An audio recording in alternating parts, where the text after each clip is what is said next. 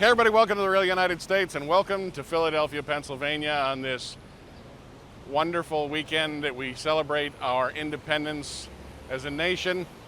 And we are here in front of the Graff House. Now, I suppose that doesn't mean much to most of you, but I will explain. In 1775, a prominent Philadelphia bricklayer named Jacob Graff built a house on this site that looked essentially like the one you're looking at. Now, that house has since been demolished because of its age, but it was reconstructed in 1975 to represent its original glory. Now, maybe you're starting to put some of this together. 1975, the year before our bicentennial. Okay? And the reason that this house is so important is probably you would know it better by its more common name, the Declaration House. In 1776, when Thomas Jefferson was assigned to the committee to write a Declaration of Independence, he was assigned quarters in central Philadelphia that he found unpleasant.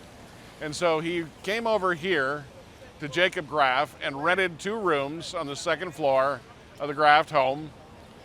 And during 3 weeks that he lived there in the summer of 1776, these are the rooms where Jefferson was when he penned the Declaration of Independence. So this site has a special historical meaning to us here in the United States because this is essentially where the birth of our country started.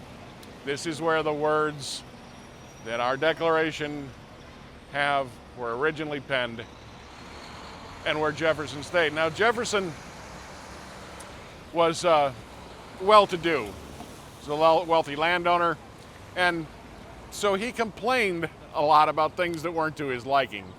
For example, just across the street, and I'm not sure across which street, we're at the corner of Market and 7th, there was a stable in 1776. Well, Jefferson was put off by the number of flies that were attracted because of the stable and complained to Graff quite incessantly. He also had we're going to see inside, hopefully we can get some images of it, a very short bed. Jefferson, a very tall, gangly individual, must have been very uncomfortable sleeping for him here. No air conditioning, of course, in those days. Best you could do was have the window open, no fans, that was it. So certainly a very challenging time for this wealthy Virginia landowner to come here and try and pen what would become one of the most monumental documents, certainly in the history of our nation. So anyway, we're going to go inside. We're going to take a look at the Declaration House and see what they've done with the reconstruction to maintain this historic site. Come on along and let's go inside. So many of you, if not most of you, have probably seen a picture of this or a duplicate of this, and they're available in almost every curio shop in most of the greater Washington, D.C. area, many places here in Philadelphia. And this is a reconstruction, much like the house. It is a duplicate of the original Declaration of Independence as it was when it was ready to be signed by the delegates of the Continental Congress. However, this is not something that Jefferson sat down and wrote on this piece of parchment without any mistakes or anything. This was recopied onto this parchment for the signatures of the delegates to the Continental Congress. Here they have pictures, or again, duplicates, reproductions, of the pages that Jefferson actually wrote in the upstairs of the Graff House in 1776. And you'll see places where it's been scratched out and whatnot. Now, Jefferson was an author, but he was part of a committee to write this declaration, and it annoyed him to no end that the other members of the committee insisted on redacting certain parts of the Declaration. But that's the way it goes when you work in a committee.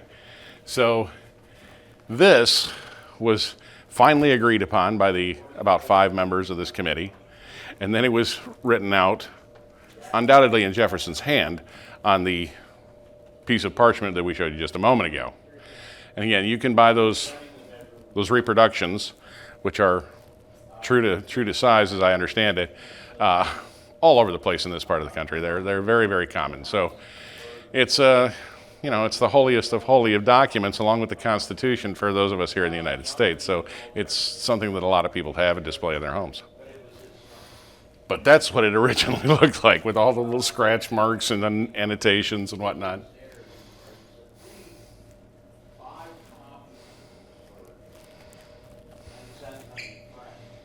So after the fact, the Declaration was typeset and printed for distribution to the 13 states. And then it looked more like this. Now, interestingly, it says here that Congress approved the Declaration in order to be printed. It was read publicly for the first time on July 8th, 1776. Okay, that's when it was read publicly here in Philadelphia. But keep coming along. Back to our original replica, the signers' names were kept secret for a time for fear of enemy reprisal. Not until January 18th of 1777, after the successful battles of Trenton and Princeton, did Congress order another printing with signatures to be sent to each of the states. So there was quite a lot of time lag. These guys were traitors. They were committing high treason, which was punishable by death. And so they went to certain extents to keep this secret and to keep these men safe. So here in the Graff House reconstruction are the reconstructed rooms that Jefferson rented from Graff in 1776 to write the Declaration. Now you can see this is a relatively nice, spacious room, and the chances are that Jefferson paid a little extra because these rooms, in fact, were furnished. So he wasn't just renting the rooms, he was renting the suite with furnishings. They've done a nice job here of including all these boxes of various manuscripts and paper and his telescope and the things that would have been important to Jefferson in the day. But it's and of course, Jefferson, you see on the table in the center of the room, a violin. Jefferson, well known for being a violinist. And it's hard to see because they've got this all glassed off. This is a display. This isn't really for anybody to go in and see. There's a fireplace here. Obviously wouldn't have been something Jefferson would have been using in the summer. He'd have had the windows open and trying to get a breeze. But the only means of heat in the building at the time, in the late 1770s. Now, across this hallway that we're in was the bedchambers that Jefferson also rented, also with a fireplace and a canopy bed, which was important because the canopy drapes held the body heat, the heat of the breath and everything in around the individual in the bed. That's what it was for. It wasn't some sort of stately thing. It was very practical at the time.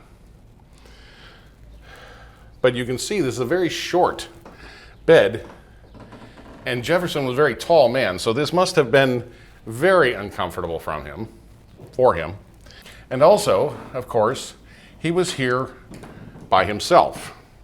And I'm certain at the age of 33, which is how old Jefferson was when he wrote the Declaration, he desperately missed his wife, who had stayed back at Monticello in Virginia.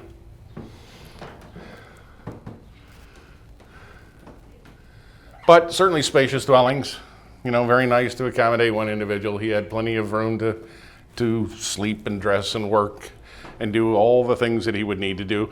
Now, Jefferson did have an open tab at the local tavern. Not quite sure what that's about, but perhaps he ate there as well as drank there. And that, everyone, is pretty much what they have here available. The rest of the house is house, but it doesn't seem to be open to the public. So there is one thing I would like to point out while we're here at the Declaration House in Philadelphia, and that's that the house now is run by the National Park Service. It is, as I understand it, a national park in and of itself.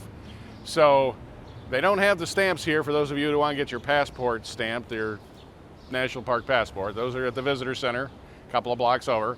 But this is run by the National Park Service, and as such, it is free to come in and visit. There's no admission here. It's open 7 days a week from noon until 5 p.m.